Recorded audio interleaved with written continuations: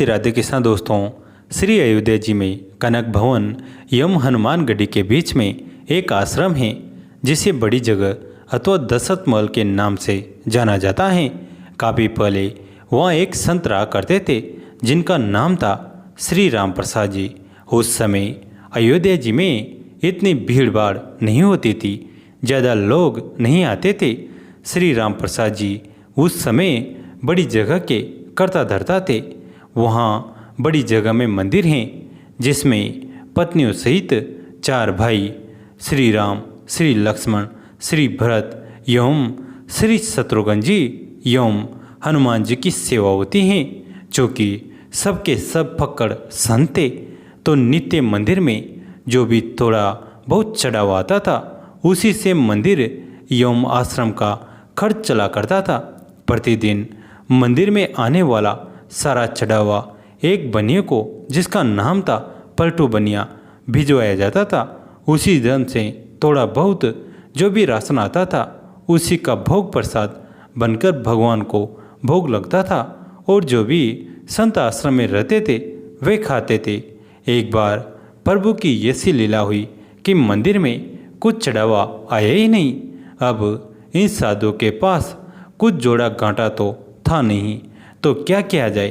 कोई उपाय ना देखकर श्री राम प्रसाद जी ने 2 साधुओं को पलटू बनिया के पास भेज के कहलवाया कि भैया आज तो कुछ चढ़ावा आया नहीं है, अतः थोड़ा सा राशन उधार दे दो, कम से कम भगवान को भोग तो लग ही जाए।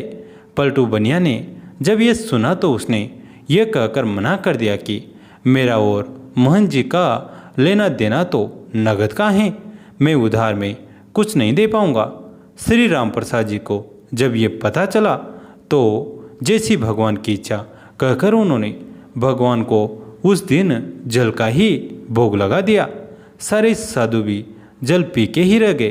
प्रभु की ऐसी परीक्षा थी कि रात्रि में भी जल का ही भोग लगा और सारे साधु भी जल पीकर भूखे ही सोए। वहाँ मंदिर में नियम था कि शयन कराते समय भगवान को एक बड़ा सुंदर पीताम्बर उड़ाया जाता था और तथा शयन आरती के बाद श्री राम प्रसाद जी नित्य करीब 1 घंटा बैठकर भगवान को भजन सुनाते थे। पूरे दिन के भूखे राम प्रसाद जी बैठे भजन गाते रहे और नियम पूरा करके सोने चले गए। धीरे धीरे करके रात बीतने लगी। करीब आधी रात को पलटू बनिया के घर का दरवाज़ा किसी ने खटखटाया। वो बनिया घबरा गया कि इतनी रात को कौन आ गया। जब आवाज़ सुनी तो पता चला कुछ बच्चे दरवाजे पर शोर मचा रहे हैं। अरे पलटू, पलटू सेठ, अरे दरवाज़ा खोल। उसने हड़बड़ाकर खींचते हुए दरवाज़ा खोला। सोचा कि ज़रूर ये बच्चे शरारत कर रहे होंगे, अभी इनकी अच्छे से डांट लगाऊंगा। जब उसने दरवाज़ा खोला तो देखता है कि 4 लड़के जिनकी अवस्था 12 वर्ष से भी कम की होगी एक पीताम्बर ओढ़ कर खड़े हैं। वे चारों लड़के एक ही पीताम्बर ओढ़े थे।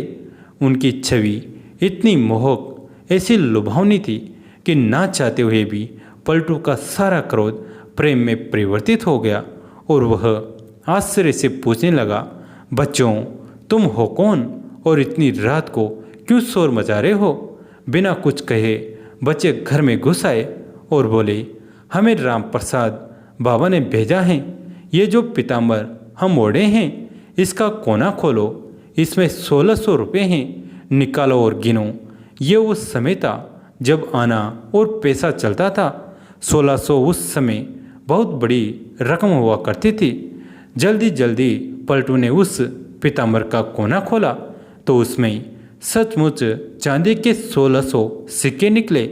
प्रसन्न भरी दृष्टि से पलटू बनिया उन बच्चों को देखने लगा। तब बच्चों ने कहा, इन पैसों का राशन कल सुबह आश्रम भिजवा देना। अब पलटू बनिया को थोड़ी शर्म आई। हाय, आज मैंने राशन नहीं दिया, लगता है मोहन जी नाराज हो गए, इसलिए रात में ही इतने सारे पैसे भिजवा दिए। पश्चाताप, संकोच और प्रेम के साथ उसने हाथ जोड़कर कहा, बच्चों मेरी पूरी दुकान भी उठाकर मैं मोहन जी को दे दूंगा, तो भी ये पैसे ज़्यादा ही पड़ेंगे। इतने मूल्य का सामान देते देते तो मुझे पता नहीं कितना समय लग जाएगा। बच्चों ने कहा, ठीक है, आप एक साथ मत दीजिए, थोड़ा थोड़ा करके अब से नित्य ही सुबह सुबह आश्रम भिजवा दीजिएगा। आज के बाद कभी भी राशन के लिए मना मत कीजिए।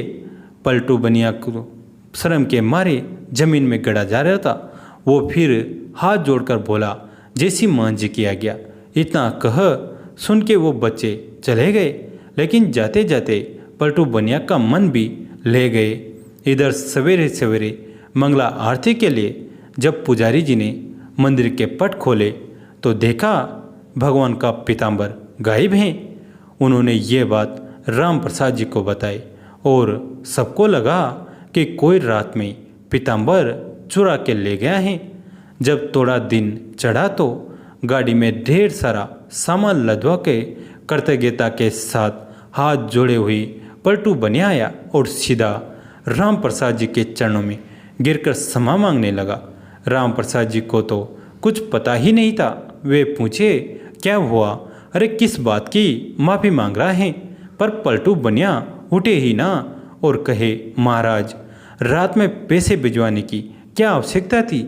मैं कान पकड़ता हूँ, आज के बाद कभी भी राशन के लिए मना नहीं करूँगा। और ये रहा आपका पीताम्बर, वो बच्चे मेरे यहाँ ही छोड़ गए थे, बड़े प्यारे बच्चे थे। इतनी रात को बेचारे पैसे लेकर अभी गए। आप बुरा ना माने तो मैं एक बार उन बालकों को फिर से देखना चाहता हूँ। जब राम प्रसाद जी ने वो पीताम्बर देखा तो पता चला ये तो हमारे मंदिर का ही है जो गायब हो गया था। अब वो पूछे कि यह तुम्हारे पास कैसे आया? तब उस बनिया ने रात वाली पूरी घटना सुनाई। अब तो राम प्रसाद जी भागे जल्दी से और सीधा मंदिर जाकर भगवान के पैरों में पड़कर रोने लगे कि हे भक्तवत्सल, मेरे कारण आपको आधी रात में इतना कष्ट उठाना पड़ा, और कष्ट उठाया सो उठाया। मैंने जीवन भर आपकी सेवा की, मुझे तो दर्शन ना हुआ और इस बनिया को आधी रात में दर्शन देने पहुंच गए। जब पलटू बनिया को पूरी बात पता चली तो उसका हृदय भी धक से होके रह गया। जिन्हें मैं साधारण बालक समझ बैठा, वे तो त्रिभुवन के नाथ थे। अरे मैं तो चरण भी न छू पाया। अब तो वे दोनों ही लोग बैठ कर रोए। इसके बाद कभी भी आश्रम में राशन की कमी नहीं हुई। आज तक वहाँ संत सेवा होती आ रही हैं।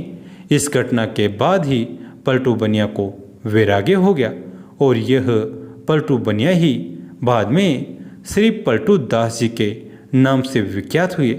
श्री राम प्रसाद जी की व्याकुलता उस दिन हर क्षण के बाद बढ़ती ही जाए और रात में सैन समय की जब वे भजन गाने बैठे तो मूर्छित होकर गिर गए। संसार के लिए तो वे मूर्छित थे, किंतु मूर्छावस्था में ही उन्हें पत्नियों सहित चारों भाइयों का दर्शन हुआ और उसी दर्शन में श्री जानकी जी ने उनके आंसू पोंछे तथा अपनी उंगली से इनके माथे पर बिंदी लगाए, जिससे फिर सदैव इन्होंने अपने मस्तक पर धारण करके रखा। उसके बाद इनके आश्रम में बिंदी वाले तिलक का प्रचलन चला। वास्तव में प्रभु चाहे तो वे अभाव यह कष्ट भक्तों के जीवन में कभी न आए, परंतु प्रभु जानबूझकर इन्हें भेजते हैं ताकि इन लीलाओं के माध्यम से जो अविश्वासी जीव हैं वे सतर्क हो जाए, उनके हृदय में विश्वास उत्पन्न हो सके। जैसे प्रभु ने आकर उनके कष्ट का निवारण किया, ऐसे ही हमारा भी कर दे। जय श्री सीताराम। दोस्तों, कैसी लगी आज की कहानी कमेंट करके जरूर बताएं। वीडियो को लाइक करें, चैनल को सब्सक्राइब करें, घंटी के बटन को दबाकर ऑल पर क्लिक करें। दोस्तों, इस कहानी को अपने दोस्तों के साथ, फैमिली के साथ शेयर जरूर करें। कहानी तक सुनने के लिए आप सभी का तहे दिल से धन्यवाद।